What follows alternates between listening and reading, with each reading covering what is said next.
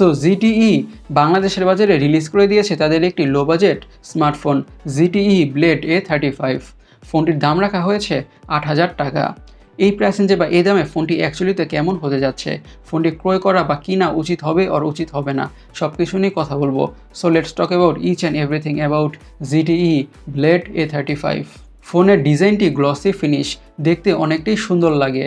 আমরা বলবো লো বাজেটের মধ্যে এটি one of the most unique looking স্মার্টফোনগুলোর মধ্যে একটি।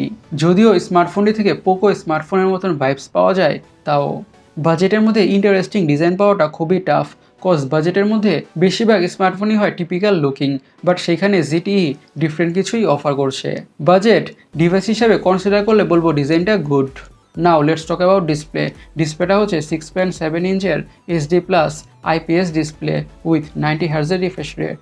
8K এর বাজেটে 90 হার্জ রিফ্রেশ রেট ইউজ করার ব্যাপারটা বলবো ইমপ্রেসিভ। HD+ প্যানেল হওয়ার কারণে কিছুটা তো শার্পনেসের ঘাটতি লক্ষ্য করা যাবেই, দ্যাটস অবভিয়াস। বাট বাজেট হিসাবে বা প্রাইস রেঞ্জ হিসাবে কমপ্লেন করার কিছুই থাকছে না। মিনিমাম ডিস্টেন্স থেকে কন্টেন্ট ওয়াচ করলে বা দেখলে মোটামুটি ভালোভাবে এনজয় করা যাবে।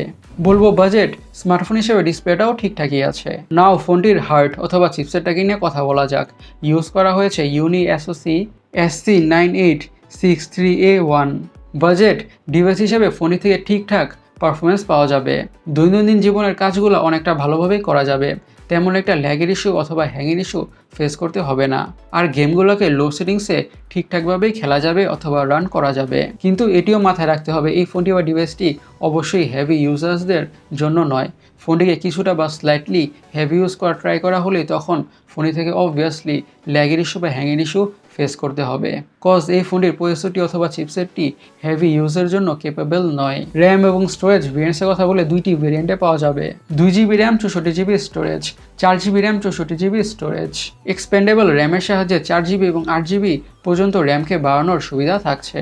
আর অবভিয়াসলি SD কার্ডের মাধ্যমেও স্টোরেজকে বাড়ানোর সুবিধা থাকছে। এখন ফোনটির অপটিক্স বা ক্যামেরাটাকে নিয়ে কথা বলা যাক। ইউজ করা হয়েছে 8 মেগাপিক্সেলের প্রাইমারি সেন্সর, আরেকটা সেন্সর হচ্ছে অক্সিলারি সেন্সর, যেটা অবশ্যই ইউজলেস। ভিডিও রেকর্ডিংয়ের কথা বলে ডিসপ্লে প্যানেলটা HD+ হলেও 1080 পিক্সেলে 30 FPS ভিডিও রেকর্ড করা যাবে। ফোনটির ফ্রন্টে থাকছে 5 মেগাপিক্সেলের সেলফি ক্যামেরা। বাজেট রেঞ্জ হিসেবে এই ধরনের ক্যামেরাই এক্সপেক্টেড ছিল, কমপ্লেন করার তেমন কিছু থাকছে না। স্পিকিং অফ কমপ্লেন করার একটা জিনিস থাকছে, সেটা হচ্ছে ফোনটাতে থাকছে না কোনো ফিঙ্গারপ্রিন্ট সেন্সর। এই ব্যাপারটা তেমন একটা ভালো লাগে নাই। যতই লো বাজেট স্মার্টফোন হোক না কেন, ফিঙ্গারপ্রিন্ট সেন্সরটা অবশ্যই ইউজ করা বা দেওয়া উচিত ছিল। ফোনটিতে সিকিউরিটি হিসেবে থাকছে just face unlock. Now let's talk about battery. পুরো ফোনটাকে পাওয়ার করছে 5000 mAh ব্যাটারি। লো পাওয়ার হাংরি প্রসেসরের সাথে এই 5000 mAh ব্যাটারি কম্বাইন করে ফোনটি থেকে খুবই ভালো ব্যাটারি ব্যাকআপ পাওয়া যাবে। বাট ফোনটির সাথে থাকবে একটি নর্মাল চার্জার।